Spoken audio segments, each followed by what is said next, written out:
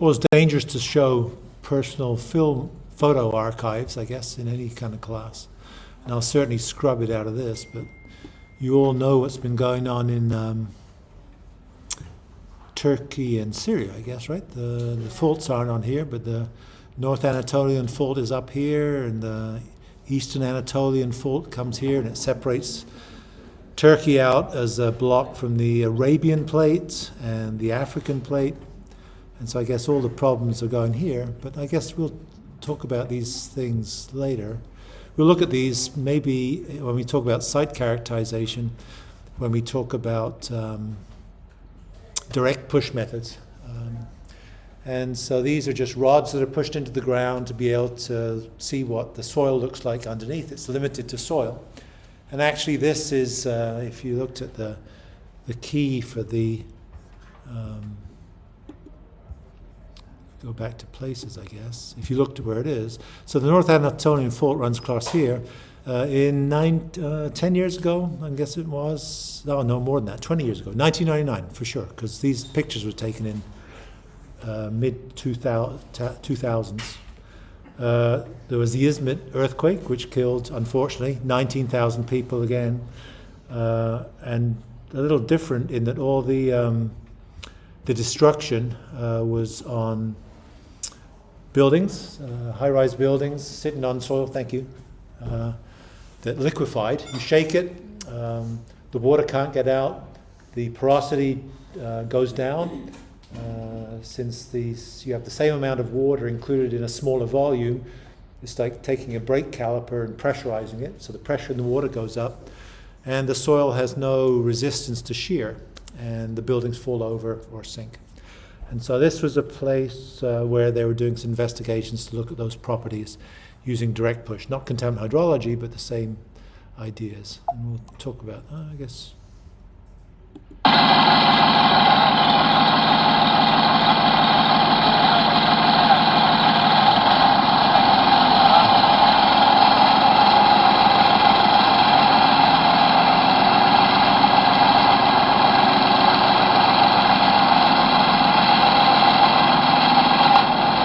Noisy. I wish I could turn how to turn this down.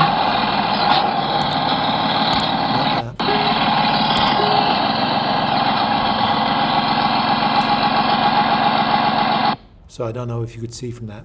You take these rods, they're meter long rods. They have the digital acquisition stuff, the green cable threaded up between them. You add them to each other, they just get pushed down. You measure the resistance to being pushed down, and there's little sensors at the tip to measure pore pressures, and you try and interpret that information to tell you exactly what permeability structure would be in the subsurface, for instance, relevant to the things we're talking about here, and also the characteristics of the soils from a kind of a mechanical shaking standpoint. And so you saw exactly where it was. A place called Azapari. Izmit was a town here. It's on the the Asian side of Turkey, right? The Bosphorus is going up here. This is how you get to Ukraine. This is Crimea. And the Bosphorus is where everything going into the Black Sea has to go through. Beautiful Turkish suspension bridge spans it, but Turkey absolutely controls it. Turkey's on both sides of the Bosphorus. Anyway, so I thought it was relevant given the tragedy unfolding in Turkey right now, unfortunately. So, all right. Oh my God, as always. So we're talking about contaminant hydrology. I want to get down to where we were. This is too far. This is where we are. And we're talking specifically about the advection-dispersion equation. And this looks about it. And so that's what we'll talk about today. So we'll continue with our discussion. I'm going to draw some stuff on some other things. I'll go back to the figure you see on the top left to do that. So we'll recap what we're doing. I don't know why this isn't, or my pen isn't working. We'll discuss what we talked about last time. And then we'll talk about models that allow us to solve the one-dimensional and three-dimensional advection-dispersion equation. So we introduced it last time, but what we will do is we'll try and solve some for some geometries that relate to that. And so I guess the big picture is exactly this.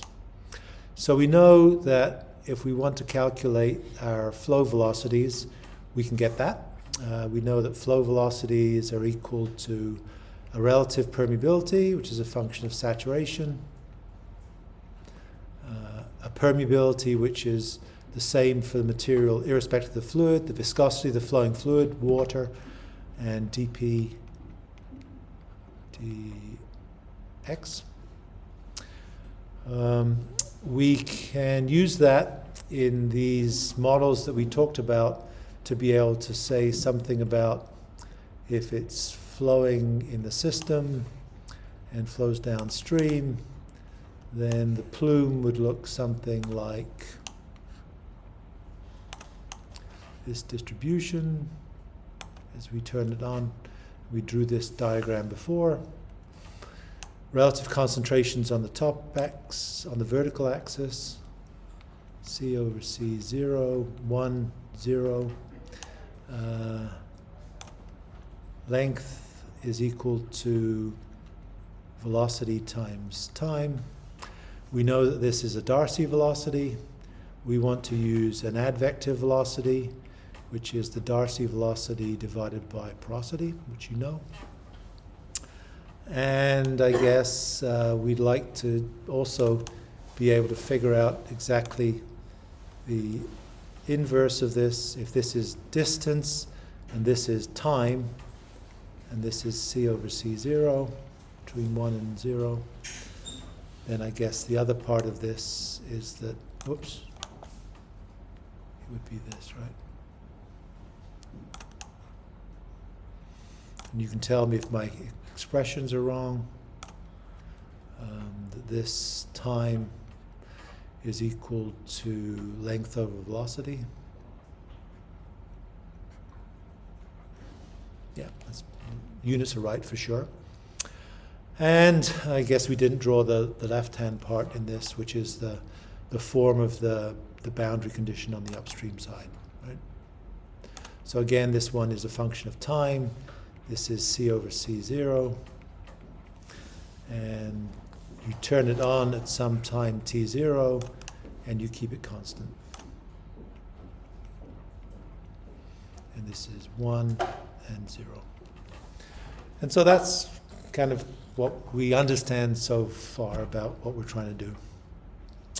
And we introduced the idea last time that maybe if it's not plug flow and we have diffusion or dispersion occurring, then we'd expect that this curve might be canted over, that this amount of mass that's here would be translated to here. That's just by some mechanism that we talked about. Mechanical dispersion would be what's going on. And I guess we also talked about the fact that we could define this behavior as the advection-dispersion equation.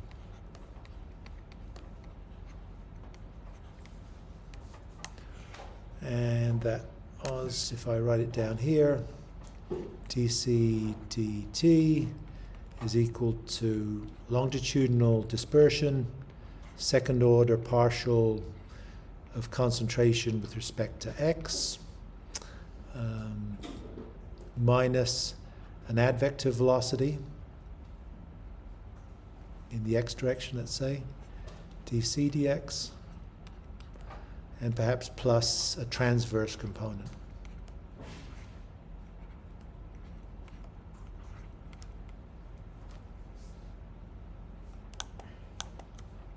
dy squared. And so the coordinates for this were our plume sitting on whatever our little source area is, and it's going to go downstream, and it's going to spread out like this as it goes in either the x and the y direction. I guess you could add a z also for vertical. This is kind of plan view, right? Looking down on something. And we defined all of these components. I guess we said, first of all, that if we look at a spectrum of permeabilities, so if permeability is high, then we could define this dispersion coefficient as a function of two parts. One is due to D star, I think we called it, right? Which is the chemical diffusion coefficient modified in some way, plus the longitudinal dispersion times the advective velocity in the x direction. And so if k is big, then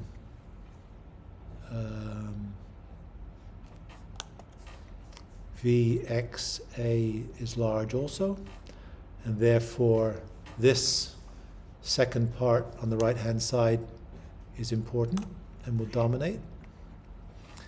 And the converse is if permeability is low. So these are clays, and these are gravels. Then if that's the case, then the advective velocity in the x direction is low, and therefore this term is pretty small, and therefore D star is important. So that's my shorthand for dealing with that. I guess we also said that this is accumulation.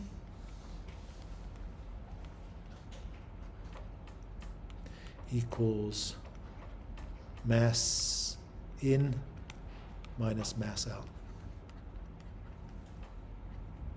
And so we never derived this, and so we never really talked about it, but what we're talking about in terms of mass in, mass out, it could be a bucket, I suppose, but it's more usually a little differential cube, dx, dy, dz on side. And these are fluxes. So I didn't really want to get into this because the equation doesn't matter. So this would be x, this would be y, this would be z. So I guess this would be a velocity vx in the x direction. And so I guess we did do it last time. We got this in terms of writing fixed law, etc. But we don't. This is the end result that we perhaps only have to worry about. And I suppose the other part in this was perhaps that this equation D star was equal to the molecular diffusion coefficient multiplied by some tortuosity factor, right? So this is the table value you get from a reference book, diffusion coefficient of TCE in air or water, and you multiply it by something to represent the fact that it has to wind its way through this tortuous pathway. And so that's kind of what we talked about last time. Explained it perhaps in excruciating detail, I'm not really sure, but at least that summarizes it. So I suppose there are three questions that we could ask that I wrote down here. And these, which we'll try and answer today. And so one would be, is mean concentration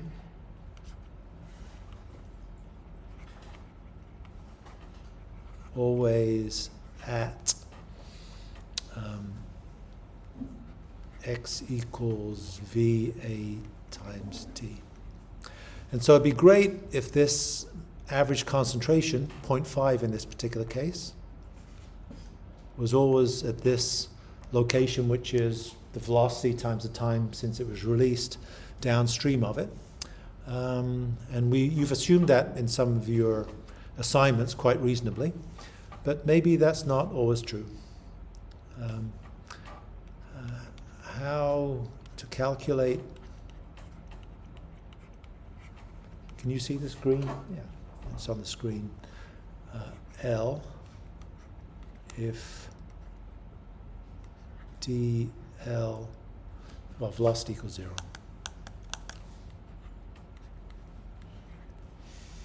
So we've said that this behavior here in green, it gets flatter and flatter if we reduce the dispersion. We reduce the dispersion by reducing the velocity, right? If we reduce this velocity here, and most of the spreading is due to this term because it's a high velocity, then we can't actually calculate how far it's gone using this equation here. So that's kind of a problem. How would we do it if it's diffusion only? We have no way of really doing that. And then I guess the third one would be how we calculate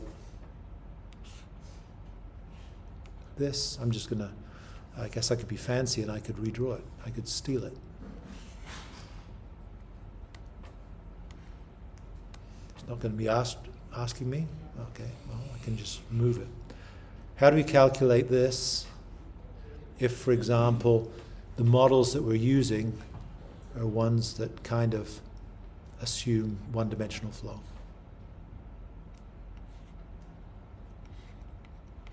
In which case, our assumption is that this little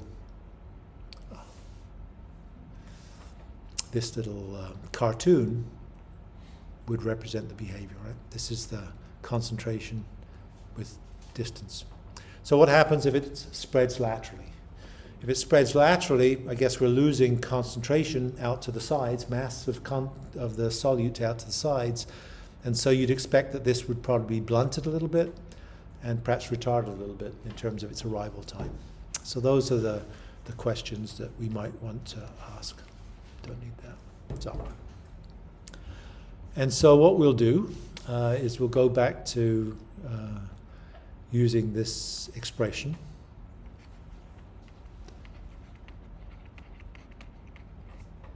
Dispersion equation. And play around with it a little bit. And I guess I could probably capture that. Yeah, why don't I? I thought it would ask me if I want to copy it or not, rather than do anything else. Doesn't want to, well, I can move it. I'm going to move it, so you can have to. So I'm cheating, I know. So what we're going to do is mess around with this for a little while. And so just to make a couple of important points. As I say, we'll never solve it. First things first. If we're only solving one-dimensional problems, then the dispersion in the y direction is going to be 0. So if we're doing this only, we can get rid of this term, as I like to do, right? You've seen this before.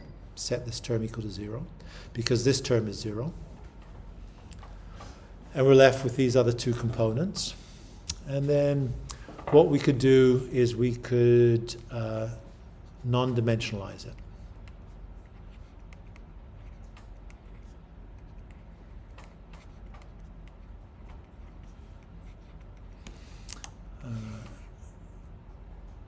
And so what we could do, we've drawn all these plots, dividing the concentration through by a normalizing concentration. So this would be the peak concentration. And so if we divided this through everywhere by C0, then we would have, if we solved it,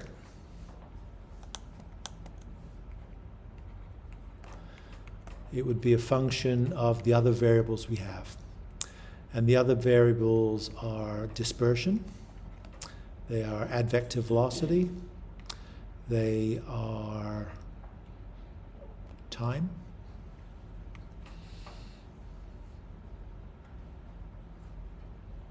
and x, and x. And so if we look at the individual units of these, we have,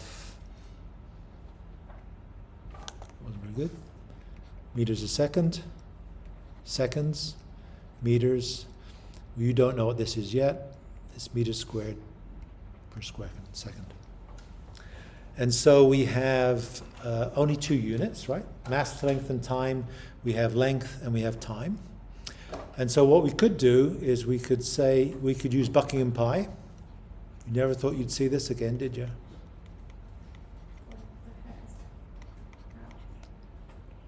Don't ask. As some laws in this country might be now. Buckingham Pi says you need to take the number of variables. So this is a non-dimensional variable.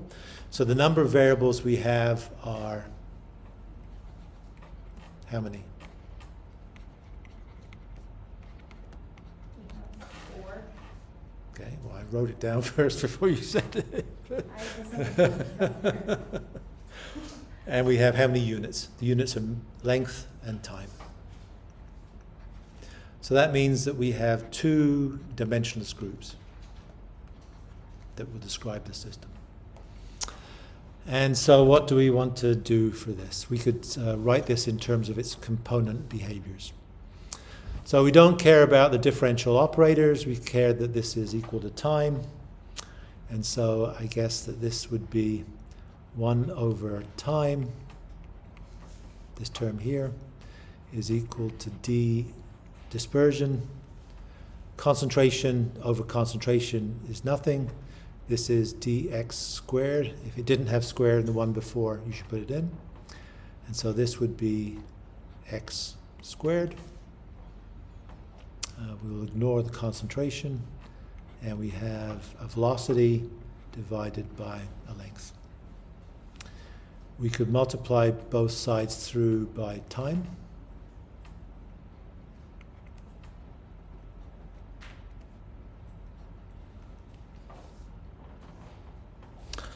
And if we do that, we have that. We have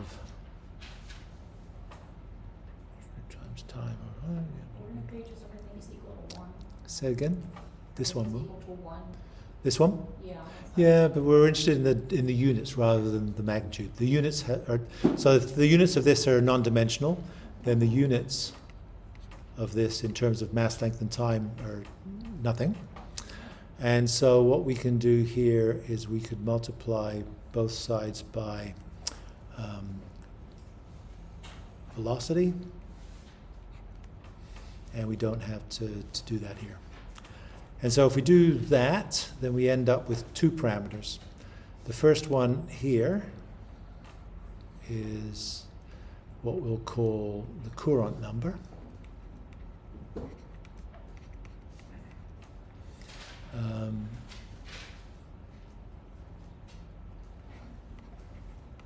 Equals Vt over distance. And this other one, if we rearrange it, this is going to be, so we can rearrange this term here to take out Vt and one of the x's. And we're left with the other terms, which would be this one, and one of these.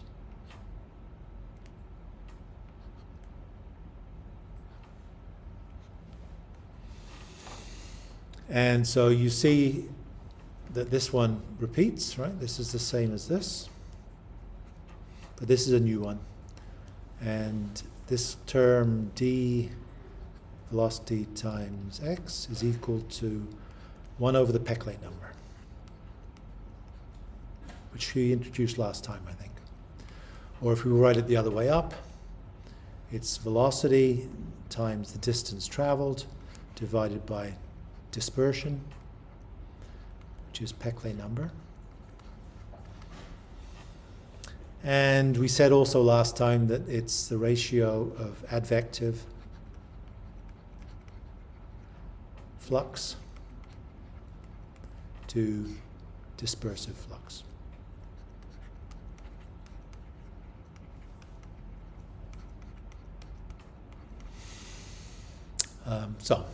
And in this work we'll also call this, Fetter calls it T sub r. And we could also think of TR equals pore volumes.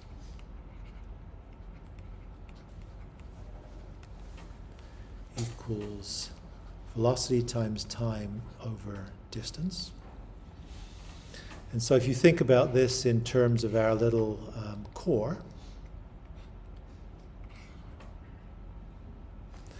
if this length is equal to x, and you have fluid going down there at an advective velocity VA, then the length it travels is equal to the advective velocity times the time you release it. And so when this term is equal to 1, it means that the contaminant that's gone through here has seen one complete pore volume and come out at the end. So this is equal to 1 when it just goes down the length of the core. And so these are two important parameters for us to look at. The current number, which is a pore volume, and the Peclet number, which describes the ratio of the fluxes. They're relevant to what we'll do today because we can define this advection-dispersion equation in terms of those non-dimensional parameters, which is useful for us. And those non-dimensional parameters are actually really important to us if you solve these equations numerically, because you want the Courant number to be less than 1, and you want the Peclet number to be less than 1. And they both have a very specific meaning. The Courant number being less than 1 means that you'd like to have a time step small enough so that as the contaminant goes through one little element in your model, which is this little brick here, if it's gone from the upstream side to the downstream side, then you have no information about it being in that element. And so it's gone too fast. And so you have to have a time step which is small enough to capture the front working its way through here. If the Peclet number is too big, it means the flow is predominantly advective. If the flow is predominantly advective, then this term dominates, and it's basically a first order PDE because the second order term disappears. And most of the ways that we use to solve these equations fall apart, and it's very difficult to solve. And so those are things that we'll talk about after spring break, but it sets the stage maybe for that. So that's a trip back to the past to look at the non-dimensional parameters. And so how will we use these? So what we'd like to do is we'd like to figure out some solutions, first of all, to one-dimensional problem, solving this equation. So you've certainly seen plenty of this expression today, and last time as well. I guess I should use a different color. And we know the terms are diffusion, dispersion, advection, and accumulation. Left-hand terms are mass in, mass out. Right-hand term is accumulation. And so you could imagine us solving this one-dimensional PDE to be able to represent the behavior in our core as it flows downstream. The core has a length L down to the downstream end. And you could imagine that we could have some different boundary conditions that we apply at this location. And the boundary conditions are what are defined here. The main one we'll use is this. So that's just at time t0, we'll set the concentration here to be C1, equal to C over C01, and we'll hold it that way for all the time. And we know that if we do that, probably we expect it to behave like this. That the concentration would slowly march down the core. At time 1 it would look like this. At time 2 it would look like this. If we don't have any dispersion in it, it would look exactly like that if we could solve it. And if this term was not 0, then we might expect that it would look like the conditions that we drew with diffusion. The other one, which we won't spend much time on, you could imagine that we just have a constant gradient of concentration going in here. We're supplying a constant mass of the solute with time. And it would look similar to this, but it would be not quite the same. And we could do a third one, which let's not even bother talking about. And so if we do that, then we apply these boundary conditions. So we'll only look really at the first one. So this is the boundary condition that's being applied. Pristine water going in there first. All of a sudden you put something into the water and keep it at a constant concentration. As the water goes in through the upstream face, keeps on going downstream. The downstream face could be the length of the core, or it could be 2L or 10L. Keep on going, it doesn't really matter. And so the initial conditions would be that there's no concentration here. So this, and at time t0, all of a sudden it would jump to C over C0 equals 1, which is this. And at the downstream location, at an infinite length downstream, we keep the concentration equal 0. That's all this is saying, for all time. And so it's the kind of conditions that we've looked at in our little cameos, where you have the upstream conditions in the core and the residence time distribution on the outside.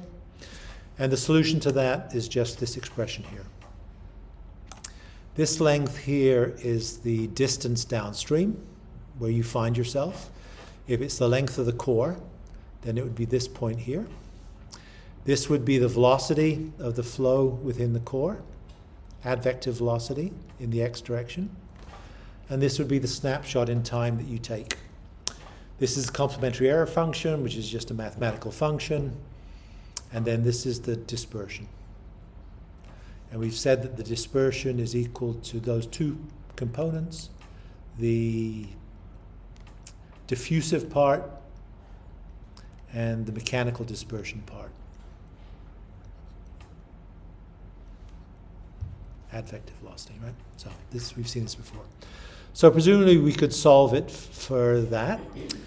Clearly these parameters that we have are the same 4 parameters we had before. We could take this, we could divide both sides by C0. This is 1, right? And so it becomes a nice, well-behaved function. And the only other terms that are left in it are these 4 parameters: a length, a velocity, a time, and a dispersion. And so absolutely these parameters that we talked about before, as the Peclet number and the pore volume number, or the Courant number, apply. And if we wanted to be algebraic gymnasts, we could play around by inserting L's and V's and dividing by them, and we could end up with this expression that is below us. So we could substitute these values for these individual dimensional parameters to make them into non-dimensional parameters, of which there are only 2, a Peclet number and a Courant number, a pore volume number. And so that's convenient for us because it allows us to solve it. The reason for doing this non-dimensional analysis is it defines the minimum number of parameters that define our system. And so we know the minimum number of parameters defining our system are that this is a function of Peclet number and Courant number. We can absolutely define our complete system in this. You know, we used this term phi for this term, right? Bucking pi groups. And so that means if we want to solve this equation, we can solve it in terms of these 3 parameters. And so we could look at the solution for one non-dimensional parameter as a function of another non-dimensional parameter, keeping the other one constant. So the logical ones to do would be to keep this constant, Peclet number, because a Peclet number represents a constant diffusion coefficient and a constant velocity in the core. When this number is small, then velocity is 0 and this is big, and that means it's diffusion that's controlling the system. And when this number is big, then it means that the velocity is big compared to the diffusion coefficient, and advection is controlling the system. And so what we can do is we can solve this. I tried to solve it today using Maxima, but I found out that Maxima doesn't now work with my new chip in my new machine, so I won't visit that on you. If you want to look at the videos for this class from 2019, it has some discussion of that in it. And so if we solve this equation by keeping, by finding out what the concentrations are for a constant Peclet number and for variable times. And so I guess that would be for saying what the concentration looks like at this downstream face at L equals L from time 0, time 1, 2, 3, 4, 5. Then you'd get curves that look like this. And so this is an important curve for us. It's saying that this is the residence time distribution. So this is, if you like, we've drawn this cameo. It looks like this. The residence time distribution is concentration versus time. We expect it to look something like this. We have inside, you can get this other part as well, but we haven't done it. This other part is going to be this. And I guess our other part would be what the boundary condition is. So the bottom figure that you see is merely the middle one of these, right? This is turning the concentration on. Time, distance, C over C0. So how we apply the boundary condition, how it goes through the core, and what it looks like at a single instant in time, T equals T1. And then at all time at X equals L. So in other words, this right-hand thing is exactly the concentration where it comes out of the bottom end of this core. And you see some familiar parts. The familiar parts, I guess, is this. This occurs directly at a pore volume equal 1. So this is for TR equals 1. So in other words, the water you injected in here at time T0 has worked its way all the way down here, that it's coming out of the end of this at time TR equals 1, which is this. And it means that the concentration it's carrying with it, it's dumping out at the end of the sample. It shows that the relative concentration should be 1. I won't leave that there. It's here. And this is for a Peclet number that's infinite. So if the Peclet number is infinite, then by definition it means that this is very big compared to this, so it's advective. It's plug flow, as you'd know it. If we increase the value of this dispersion coefficient, then we can make it look like this green curve here, right, by causing more dispersion, which means that the residence time distribution when it arrives at the downstream location, this is time and this is concentration, then I guess it would look like this. And what our interest in doing this was that we wanted this 50% point, 0.5, to be equal to, what is it? Time is equal to length over velocity. Is that right? Yeah, right units anyway. And so we want to know whether this is really true. For, in particular, the D large for Peclet number small. Right? So that's the question we're trying to address.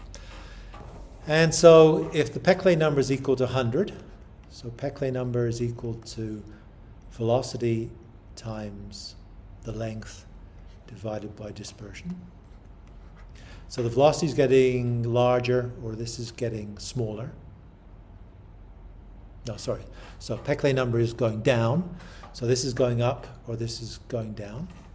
Then you kind of get this path where maybe it goes through this, but where the Peclet number becomes really small, where roughly the dispersive flux are the same as the advective fluxes, then all of a sudden it doesn't conform to this anymore. And all of a sudden the 50% point occurs before one pore volume. So I don't know what this is. This is TR is equal to 0.8. And so the physical interpretation of that is that the fluid that you injected here, which is the carrier for the contaminant, has got 0.8 of the way down this tube for that front, but for some reason we're already figuring out that we're seeing some of this in our outlook. Actually, we're seeing a lot of it in the outlook. In fact, it looks like it arrived at maybe 0.2. So once the fluid was here, 20% along here, there was enough of the contaminant spreading ahead of the front that we get to feel it out here. And so that's kind of important, because the punchline is that our use of this equation to get the arrival time downstream is great for plug flow, but it's not very good for flow where dispersion is significant. And where dispersion is significant is where this front isn't a nice, clean, vertical plug flow front. And so that's the bottom line. It was in the notes for last time, but we didn't talk about it. It comes out of FEDER. Since you don't have FEDER, then you need to take stock of this equation here, or this plotting. And so this is the relationship we've just looked at. You see on the bottom, it's pore volumes, T sub R. The vertical is relative concentration between 1 and 0. 50% concentration is this point here. And I just took off this graph on that little cameo I showed, these curves. So Peclet number of infinity would look like this.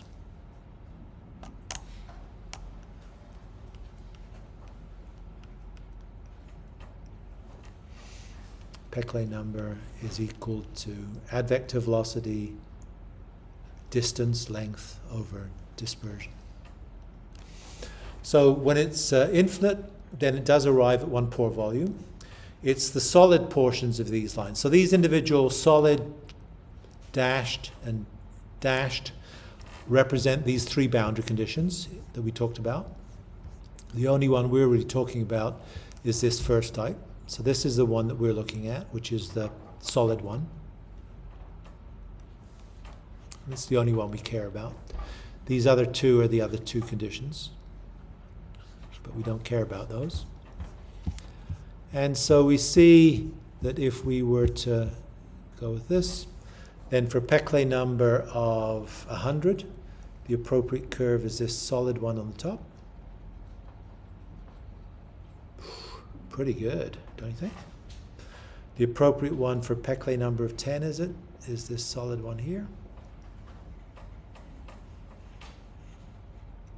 And the appropriate one for Peclet number of 1, I think, is this curve here. And so those are just the actual values of solving this error function term. And I won't do that.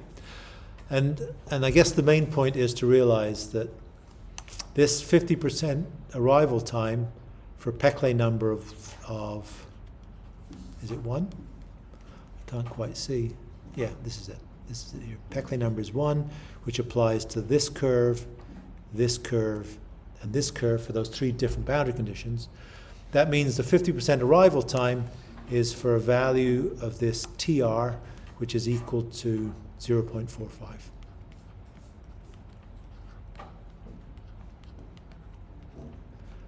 And I guess you know that that's a velocity, a length,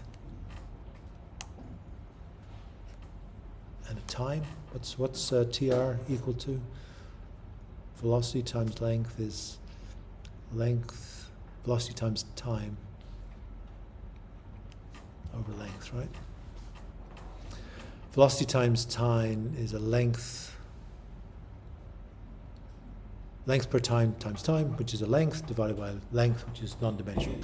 And so I guess the bottom line is that if you know that this is 0.45, if you know that you are 10 meters downstream, if you know that your advective velocity is 0.5 meter per day, then you know exactly what this time is when 50% concentration is going to arrive.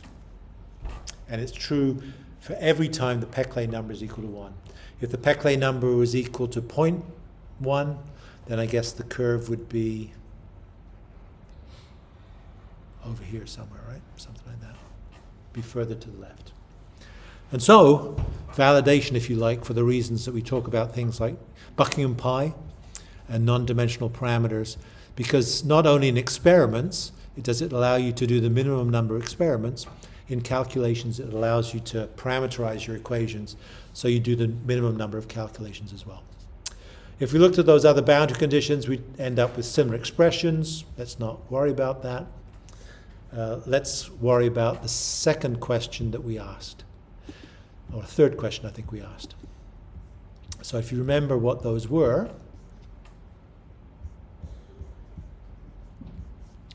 they not here? Oh yeah, they are.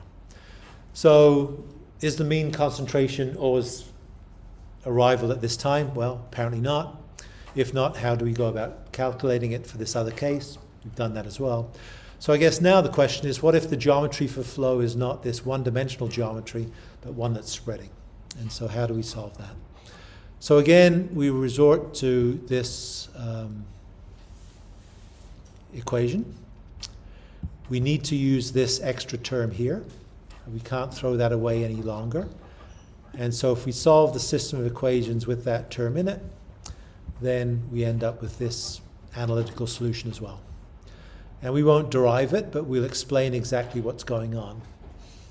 And the easiest way to think about it is to think about a cloud of contamination that's being translated physically downstream. So if you imagine Bhopal, which I guess predates you, the big disaster in India where Union Carbide let a whole bunch of cyanide, I think it was, or arsenic into the atmosphere, and it blinded the whole population of the town of Bhopal in India. If it's emitted into the air, it'll do two things. It will disperse and diffuse if you leave it in one spot, but it'll also be carried downstream by the motion of the air advecting it downstream. No different from an aquifer. And so we could think of the idea that at this point here, x0, y0, z0, that you put a mass of contaminant into the water at time t0, and you allow it to travel downstream with the velocity, advective velocity of the groundwater. At a time t, it'll have traveled a length, velocity times time downstream, downwind, and we'd hope that the center of mass would be located at this location here. And if we solve that equation, we end up getting this rather complicated equation, which includes the x-coordinate of our point. This is x in this coordinate system, lowercase x. And that x is a function of our starting point, x0, how far we've traveled, velocity times time, which you could think of as delta x. This is kind of delta x, right? And some amount that's diffused relative to this kind of moving frame of reference. So let's keep a moving frame of reference that moves down with the wind, and we can look at the diffusion relative to that, which is this uppercase x. And so if you think about it, this location of our point here is a function of x0, delta x, and uppercase x. And so that's exactly this equation here. So this physical point here in this global coordinate system is equal to x0 plus delta x plus uppercase x. x0 delta x plus uppercase 0x. And so if we throw this value of x back into this, it allows us to rewrite it in terms of this, which all of a sudden becomes much more obvious, exactly what it is. And so what this is that the concentration relative to this moving coordinate system is just given by the distance away from this origin in the x direction, which is this, the distance in the y direction, which is the vertical, and I guess for a right-handed coordinate system, x would be vertically upwards towards me. Well, towards you actually, I guess. And so this is just like, this is a Gaussian distribution, actually. You know that when we talked about one-dimensional distribution, we said that this is C over C0, this is X, this is the concentration, and we talked about standard deviations. I was wrong. I know, difficult to believe. Impossible, in fact, I think, to believe. But this was 3 standard deviations, 3 sigma. And that means that the mass of contaminant that is included within 3 sigma of the mean is 99.7%. I think I said 97% last time. But he's wrong. It says somewhere in these notes. And so this is just the equation of that plume. It works on the fact that you have a moving coordinate system. The moving coordinate system moves down at some velocity VA, so that in a given time it will have translated some amount downwind, and you can calculate the concentration relative to that. So I suppose it's going to get kind of busy, but if I wanted to calculate what the concentration was, 1 uppercase X down from this, the value of the concentration would be exactly equal to this amount. This would be C. So this value C would be equal to this value X. That's it. Nothing more than that. You can do some gymnastics with it, I guess. The maximum concentration. So since we're dumping a given mass in the system at time t0 and then not putting any more in, then this mass stays constant. So as it moves down gradient and spreads out, I think there's a diagram here that does that. So when you put it in, it will have a small footprint. As it moves progressively further downstream, it will be larger and larger. And so I guess if you drew what these would look like as you go downstream, this would be, actually this is the great analog to exactly what we had. It would be a very sharp distribution. This would be a flatter distribution. And this would be a super flat distribution. That's all that's going on. And so there you go. Why is it not writing? And the only one useful thing to come out of this is that these 3 standard deviations is equal to some of the parameters that are included. Something going on. Is my system hung? Didn't this happen before when we were messing around with this?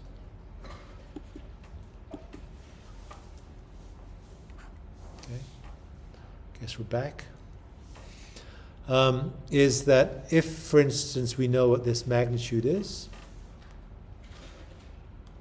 it doesn't want to do this, I can just explain, or it doesn't even want to advance actually, so that's strange. It wants to do it in this mode.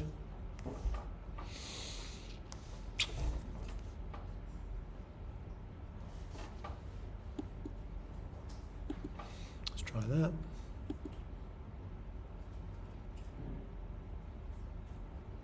See if it comes back to being what I want it to be. Seems to be. All right, so that's useful. So one use is that if you have a plume, so I guess I was making the point that this characterization here merely comes out of this main expression because the maximum concentration is diminishing, right? This maximum concentration is this, Cmax. So it changes from time to time as you go downstream. But the other thing that's changing in concert with this is that the standard deviation is increasing. So 3 standard deviations is something that perhaps you could measure, right? If you have an aerial view of a plume, you should be able to pick out exactly where its extent is. So you know what 3 standard deviations are. And if you know what 3 standard deviations are, then you can use this expression that the 3 standard deviations is given by 3 times the square root of 2 times the dispersion coefficient times the time since it was released. T equals 3, T equals 2, T equals 0, I guess, right? So if you know the time that you view it down gradient, you know what the size of the plume is, then you can calculate what the dispersion is. The other thing is, if you know what the dispersion is, and you know how long it is since it's been released, you could calculate exactly what the size of it is. And I guess you know the distance that's traveled, because this distance here, oh my. Sorry. It's okay. He's apologizing to you.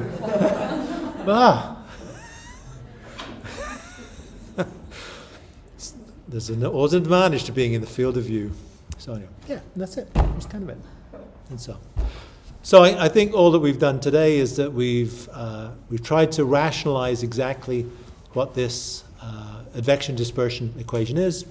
We understand a little bit about physically what it means in terms of the shape of a plume, that if it's absolutely advective only, plug flow, then the plume moves through with a sharp front.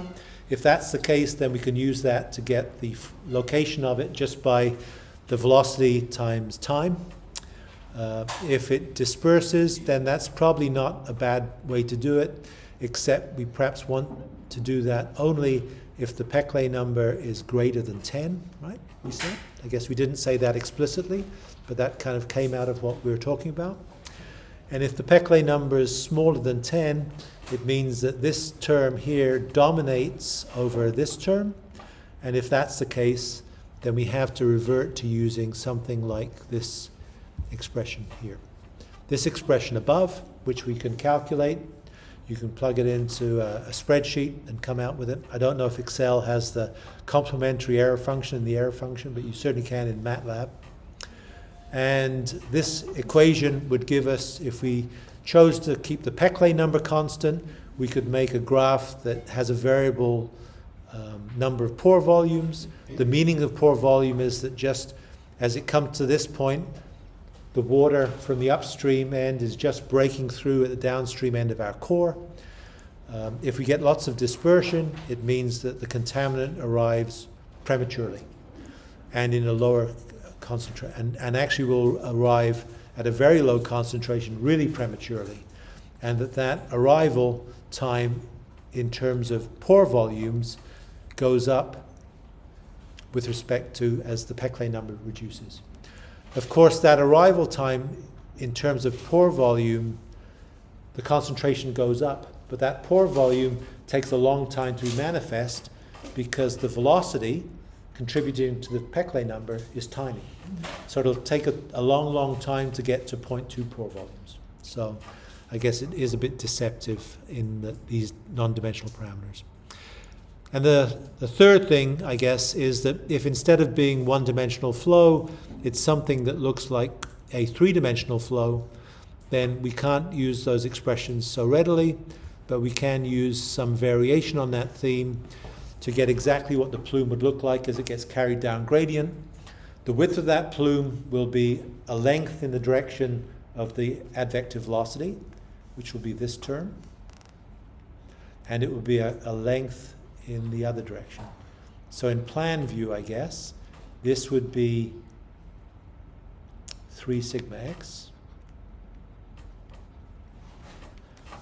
and the transverse dispersions would be these amounts, which are typically less.